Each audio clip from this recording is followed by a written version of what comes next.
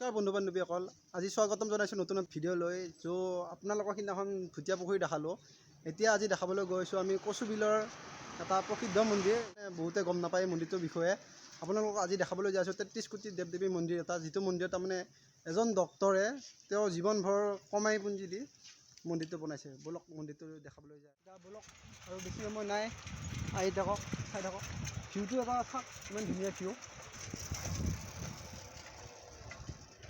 দুয়োফালে খেতি পথাৰ,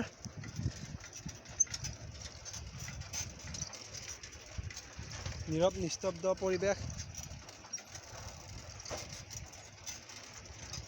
ৰাস্তাৰ কাষেৰে পানী বৈ যাই আছে। কচুবিল পাওঁ হৈছোঁ। কচুবিলৰ মন্দিৰটো পামেই এতিয়া। আপোনালোকক কচুবিলৰ মন্দিৰটো দেখাই আছোঁ। বলক, ৰাস্তাৰ পৰাই অলপ দেখা পাই ভালদৰে লক্ষ্য কৰিলে গম পাব। কচুবিলৰ মন্দিৰটো আহি পালোঁ। 33 কোটি দেৱ দেৱীৰ মূৰ্তি হয় এইটো। যিজন কাৰিকৰে বনাইছিল তেওঁ এতিয়া নাই, তেওঁ এতিয়া স্বৰ্গবাসী। আৰু ডক্টৰৰ কথাজন ক'লোঁ, তেওঁ জীৱনভৰ কামাই পুঞ্জিৰে এইটো মন্দিৰ বনাইছে। অলপ দেখাই আছোঁ।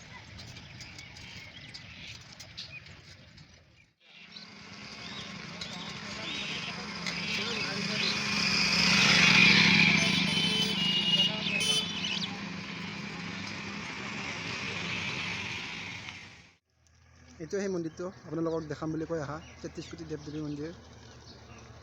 আহকচোন ভিতৰলৈ যাওঁ। এইটো আমি মন্দিৰৰ ভিতৰত সোমাই আমি বজৰংবলীক দেখা পালোঁ। তেওঁ ৰাম লক্ষ্মণক কান্ধত লৈ আছে।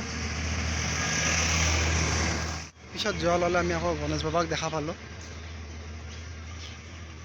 লগতে জীৱ জন্তুও বনাইছে। এইটো গড়, নাগ বনাইছে। কিন্তু বীণাধাৰী সৰস্বতী মাক বনাইছে।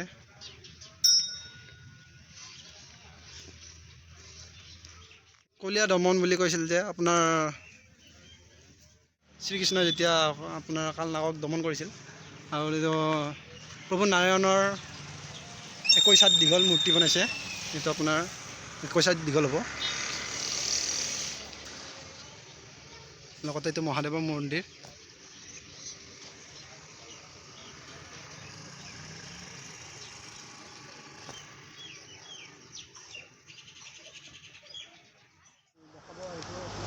আমাৰ কচুবিলত থকা মন্দিৰটো 33 কোটি দেৱ দেৱীৰ মন্দিৰ।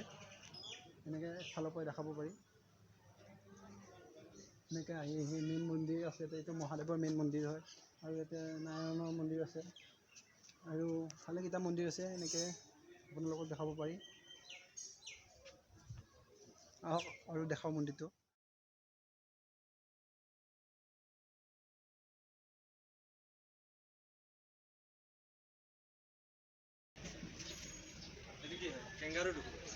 এনেকৈ আহি দেখা পায় এটা মৰম লগা গাই গৰুৱে তেওঁৰ পোৱালিটোক গাখীৰ খুৱাই থকা। আপোনাৰ প্ৰতিটো খুটাত, প্ৰতিটো ঠাইতে আপোনাৰ এটা নহয় এটা মন্দিৰৰ স্মৰণ কৰাব। এইটো আপোনাৰ খুটাটোতো আপোনাৰ এইটো বীণা বনাই দিছে। ঠিক একেদৰে মন্দিৰৰ ওপৰত লক্ষ্য কৰিলে আপোনালোকে দেখা পাব প্ৰতিটো কোণাত এটা এটা মন্দিৰৰ মূৰ্তি আছে।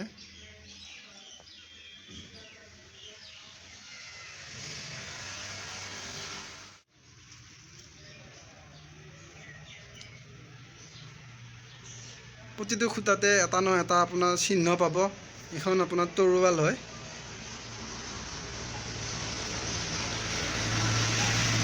এইখন আপোনাৰ ৰামত ধেনু বনাইছে, শৰৎ ধেনু।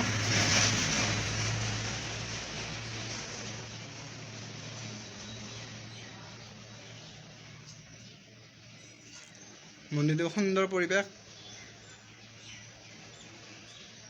ইয়াতে আপোনাৰ ব্ৰহ্মা বিষ্ণু মহেশ্বৰৰ লগতে আপোনাৰ লক্ষী সৰস্বতী মা পাৰ্বতীৰ দিয়া আছে।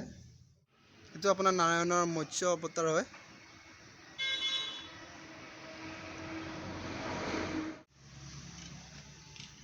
আপোনাৰ মৎস্য অৱতাৰ পিছফালে আপোনাৰ জয় জগন্নাথ আছে।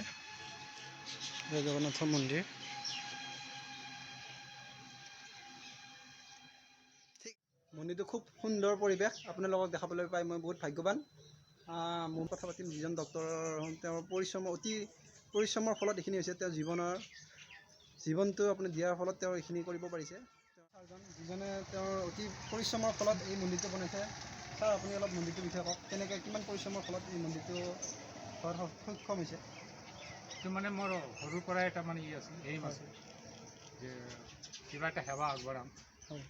তো এতিয়া চবচে ডাঙৰ সেৱা ঈশ্বৰৰ সেৱা যেন লাগে। হয় হয় হয়। সেৱা আমাৰ মালিক, তেওঁ আমাক বিদ্যা বুদ্ধি জ্ঞান চব দিছে। হয় তেওঁৰ কাৰণে মানে আমি যাতে মানে চবক দিব পাৰোঁ। হয় ইয়াৰ যিটো বেনিফিট আছে, হয় ইয়াৰ যিটো মানে ভাল ছাইডটো আছে, সেইটো যাতে চবেই পাব পাৰে, যে প্ৰেজেণ্ট জেনাৰেশ্যন যাতে এইটো ইয়াৰ দ্বাৰা উপকৃত হয়, সেইটো কাৰণে মানে মই এইখিনি বহুতখিনি হাৰ্ড লেবাৰ কৰিব লগা হৈছে। হয়। আৰু ছাৰে কোৱাৰ দৰে আমি গম পালোঁ যে এইটো আপোনাৰ 1991 চনৰ পৰা এতিয়ালৈকে প্ৰস্তুতি চলি আছে। তেওঁৰ জীৱনভৰ কৈছোঁ এইকাৰণে যে তেওঁ চাকৰি কৰ্মৰত হোৱাৰ পৰাই তেওঁৰ টকা যিখিনি ধন উপাৰ্জন কৰে, সেই ধনেৰে মন্দিৰটোৰ নামতে কৰিছে। এতিয়ালৈকে আপোনাৰ 25-30 বছৰৰ বেছি অধিক হৈ গ'ল। তেওঁক পাৰিলে আৰু মন্দিৰটো অলপ উজাগৰ কৰাত সহায় কৰক, যে আমাৰ মাজত ইমান ডাঙৰ এটা মন্দিৰ আনিছে আপুনি। আপোনাৰ কষ্টৰ ফলত এই মন্দিৰটো উদ্ভাৱন হৈছে। ঠিক আছে, বহুত বহুত আপোনাক ধন্যবাদ দিলোঁ। ধন্যবাদ। আৰু কোচুবিলৰ মন্দিৰটো বাই বাই দিলোঁ, আৰু সকলোকে চাই থাকিব, নতুন নতুন ভিডিঅ'বোৰ পাই যাই থাকিব। মোৰ চেনেলটো ছাবস্ক্ৰাইব কৰিব, লাইক কৰিব, কমেণ্ট কৰিব, আগন্তুক ভিডিঅ'বোৰ চাই যাই থাকিব। ধন্যবাদ।